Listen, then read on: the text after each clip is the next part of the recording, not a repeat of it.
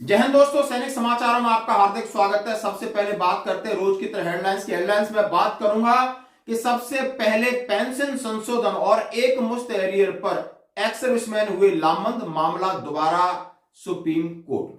दूसरी बड़ी बात कहते हैं कि आर्मी के अंदर बदलाव को हरी झंडी, नोटिफिकेशन हुआ जारी और उप सेना प्रमुख बदले गए। आखिर खबरें करते विस्तार से क्या है इन खबरों में, सबसे पहले देखते हैं। जैसा कि मैं आपके सामने शेयर कर रहा हूं कि एक ट्वीट करता हूं कि miscellaneous application was filed on payment for full arrear before 50 March 2023 as per order by honourable supreme court on 9 January 2023। Since government has ordered payment in 4 instalment, therefore it is up to honourable supreme to grant justice to SM. Let us go through the hearing. Government has not implemented Honorable Supreme Court order. अब ये आप समझ सकते हैं कि honourable supreme court के order को government implement करने में हिचकिचा रही है, जबकि उनका आदेश है 9 जनवरी 2023 का कि एक मुश्त एरियर 15 मार्च तक इन सभी को पेड करना है। लेकिन गवर्नमेंट ने अपना जो लेटर जारी किया उसमें उन्होंने 4 इंस्टॉलमेंट की बात की है।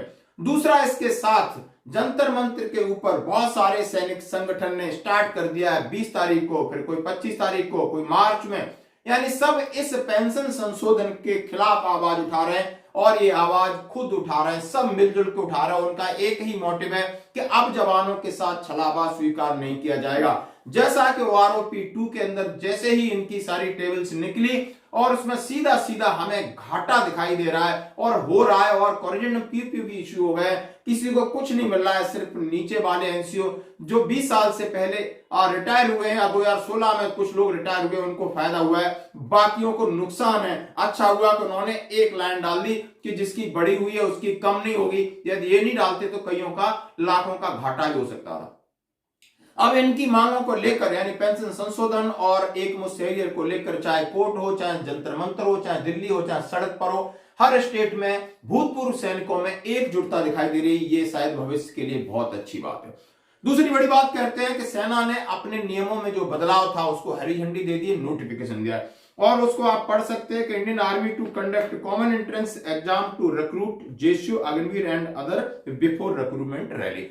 यानी अब जब भी कोई डायरेक्ट जेसीयू भर्ती होगा या रिक्रूट भर्ती होगा या अग्निवीर भर्ती होंगे, सबसे पहले कॉमन एंट्रेंस एग्जाम होगा और कॉमन एंट्रेंस एग्जाम का रिजल्ट निकलेगा, शॉर्ट लिस्ट होगी। उसके बाद आपका जो रेस्पेक्टिव एआरओ है वो आपका फिजिकल कंडक्ट करेगा और जो फिजिकल में क्वालिफाई होते हैं और ये दोनों चीजों जो रहते हैं उनका फिर मेडिकल होगा। उसके बाद फाइनल मेरिट लिस्ट निकलेगी और ये प्रोसेस के लिए नोटिफिकेशन निकल चुका है। आप इस नोटिफिकेशन को पढ़ सकते हैं और इसका जो इस बार अग्निवीरों का डेट निकल गया है कि आपकी ऑनलाइन रजिस्ट्रेशन 16 फरवरी से 15 मार्च तक है। जो अग्निवीर है, जो अभी रिक्रूटमेंट होने जा रहा है, और ये कंप्यूटर बेस्ड एग्जाम है। 17 से 30 यानी 17 अप्रैल से 30 अप्रैल के बीच में होगा। 175 से 180 सेंटर होंगे पूरे भारत देश के अंदर और इसकी ऑनलाइन फीस है 250 रुपए और इसका प्रोसेस हमने आपको बता दिया।